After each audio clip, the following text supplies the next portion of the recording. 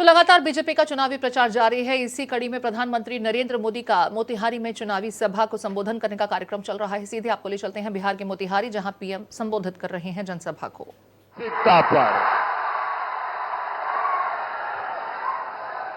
ये प्रहार होगा अपराधी माफिया जंगल राज पर। ये प्रहार होगा महिला विरोधी मानसिकता पर। साथियों, यहां चंपारण में पूज्य बापू ने सत्याग्रह और स्वच्छाग्रह का प्रयोग किया था। आजादी के बाद इसी से प्रेरणा लेकर कांग्रेस को देश में सफाई के लिए आंदोलन करना चाहिए था। पूज्य बापू की स्वच्छता की जो अपेक्षा थी, देश में स्वच्छता एक संस्कार बनाकर बापू को सबसे बड़ी श्रद्धांजलि देने का उन लोगों को अवसर मिला था। लेकिन उन्होंने सत्ता में आने के पहले दिन ही बापू को पूरी तरह छोड़ दिया, बापू के विचारों को छोड़ दिया, बापू के आचारों को छोड़ दिया, बापू के आदर्शों को छोड़ दिया। और उन्होंने क्या किया? उन्होंने अपना सारा ध्यान सिर्फ और सिर्फ एक परिवार को आगे बढ़ाने पर जोर लगा दिया। कांग्रेस और उसके साथियों ने मिलकर देश के 60 साल बर्बाद कर दिए। 3-3, 4-4 पीढ़ियों का जीवन तबाह कर दिया। आजादी के 60-70 साल बाद जब आपने एक गरीब मां के बेटे को आपकी सेवा करने का अवसर दिया,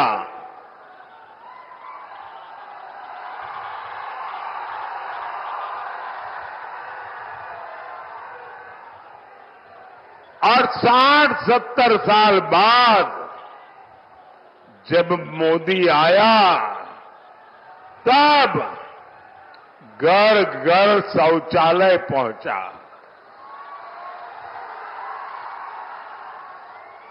मैं गरीब मां का बेटा हूं, इसलिए मुझे पता है कि हमारे देश की महिलाओं को शौचालय जैसी सुविधा न होने से कैसे दिन काटना पड़ता था। या तो सुबह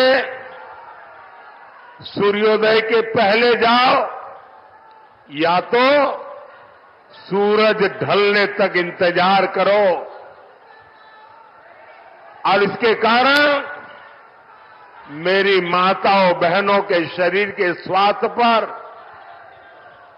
बहुत ही गंभीर परिणाम होते थे। लेकिन उनको शौचालय की जरूरत गरीब को क्यों है, शौचालय की जरूरत मेरी मां बहन को क्यों है, इसकी समझ तक नहीं थी भाइयों। आजादी के 60-70 बाद जब मोदी आया तो हर घर में बिजली पहुंची।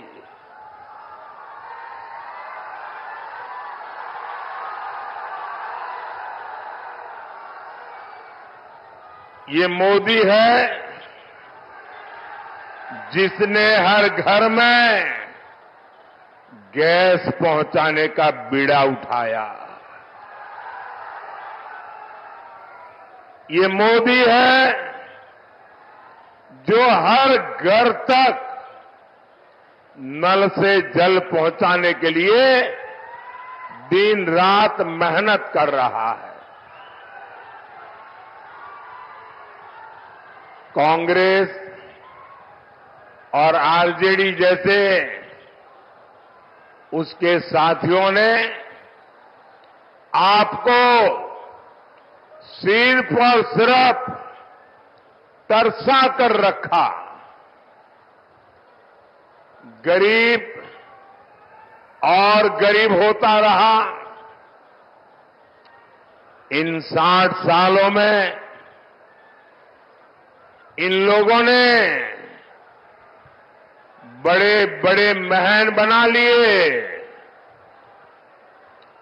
स्विस बैंक में अकाउंट खुल गए। आपके पास पेट भरने को अन्न नहीं था। लेकिन इन लोगों को तिजोरी में नोटों की गड्डियों, नोटों के पहाड़, उनकी अलमारियां नोटों से भरी रहती है। आपके बच्चों के पास पढ़ने के लिए स्कूल नहीं था।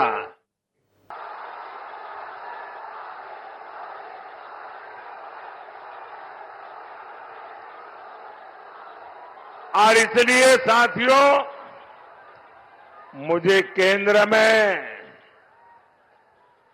एक बहुत मजबूत सरकार चाहिए।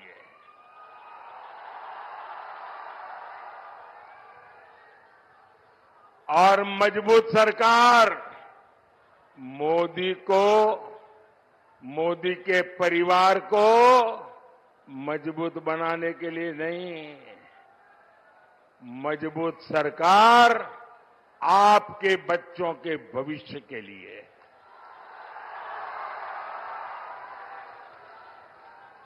मजबूत सरकार आपके सपनों को पूरा करने के लिए। और इसलिए मैं आज पूज्य बापू की जन्मभूमि गुजरात से, पूज्य बापू की कर्मभूमि में आपसे आशीर्वाद मांगने आया हूं।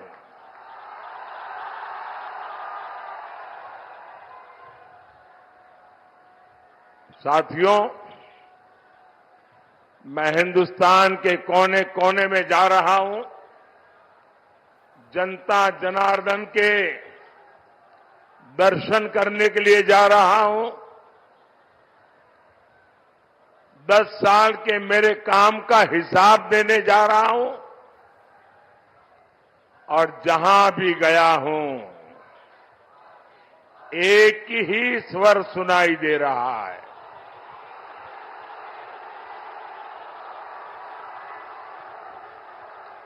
एक ही मंत्र सुनाई दे रहा है। एक ही गूंज सुनाई दे रही है। फिर एक बार, फिर एक बार, फिर एक बार, अब की बार, अब की बार 4 जून। भाई और बहनों, जो लोग चांदी का चम्मच लेकर पैदा होते हैं, उन्हें पता नहीं होता मेहनत क्या होती है।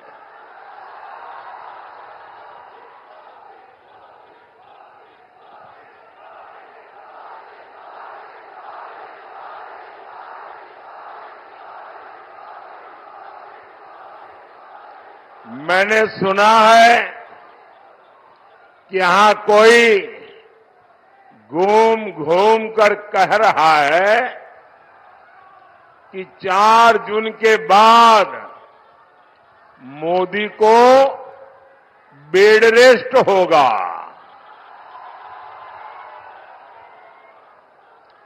भाइयों बहनों, मैं तो परमात्मा से प्रार्थना करता हूं, मैं तो यही कामना करता हूं, मोदी तो क्या, देश के किसी भी नागरिक के जीवन में बेड रेस की नौबत नहीं आनी चाहिए।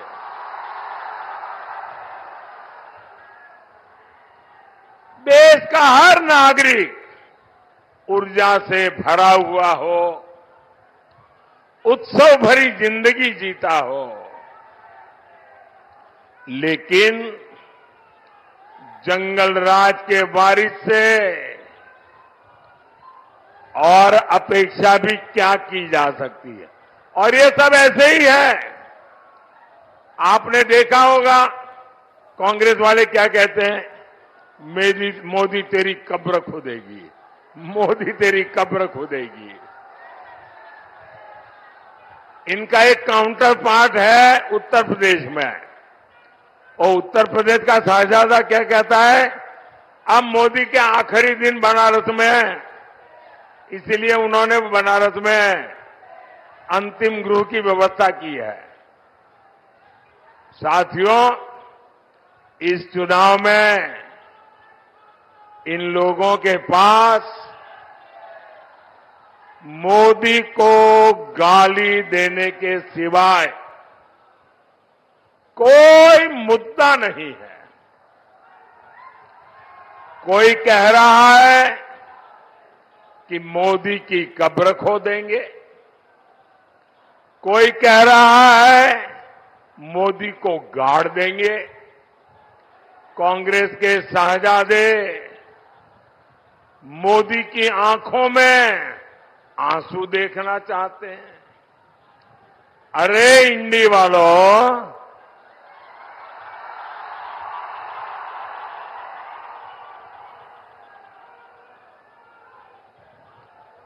अपनी मनमानी से,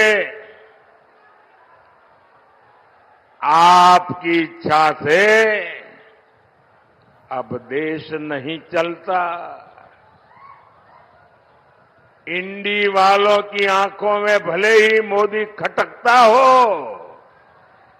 लेकिन देश के लिए, देश के दिल में मोदी है। हर दिल में मोदी है।